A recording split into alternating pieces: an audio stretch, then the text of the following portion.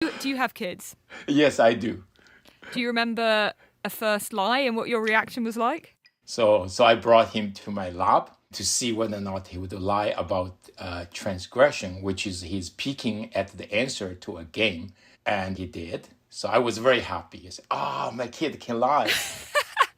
You must be one of the only parents who are like, yes, my kid lied. He's doing fantastically well. He's developing Yes, yes, fantastically. indeed. So as we develop, how do our lies change? So is a 2-year-old lying in a different way from a 7-year-old, or is it basically a skill that sort of stays with us for life? At about 2 years of age, it's only a third of kids, 2.5-year-old, would lie.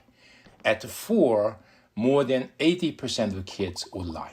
By about 7, almost all kids will lie to cover their transgressions.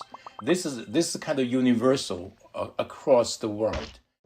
Do adults lie as much as 7-year-olds, or do we get a bit more caught up in the ethics of lying?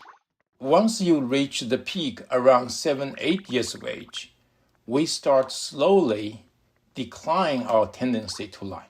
By about 12 years of age, the lying rate is about 60% instead of, let's say, 100% around 7 years of age. And the decline continues to about 16 years of age. So basically, if you look at the teenager years as actually a more honest period of development. That's so the opposite of what I would expect. What changes between teenager and adult? Why do we start to lie more again? We come up with all sorts of ways to rationalize the lies we tell. We call it moral licensing. Lying is a healthy part of development. We pick it up at around 2 and practice it freely until we reach our teenage years, when lying starts to get tangled up in morality. And to justify it to ourselves, we start to give lies names, like white lies. In fact, Kang has a whole rainbow of colours for understanding different lies. White lies are lies we tell to be polite, to spare others' feelings. Grey lies are a lie we tell to cover up our own mistakes. Blue lies, a lie we tell in the interest of a collective or group. Purple lies are lies we tell to be modest, to remain low-key. Red lies are lies told out of spite and revenge.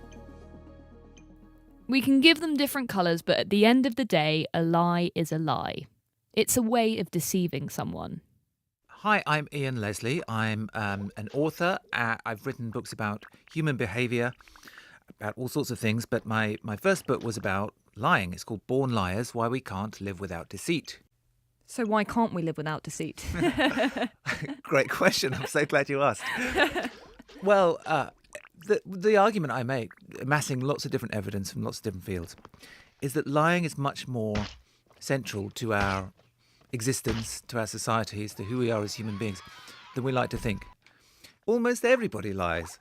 A lot, right? And studies have shown, people kind of tell 2 or 3 white lies a day, right? But it's just something which is kind of woven into daily existence, and yet we talk about it as if it's this aberration or this perversion or this terrible, terrible kind of weird thing. I find that really interesting.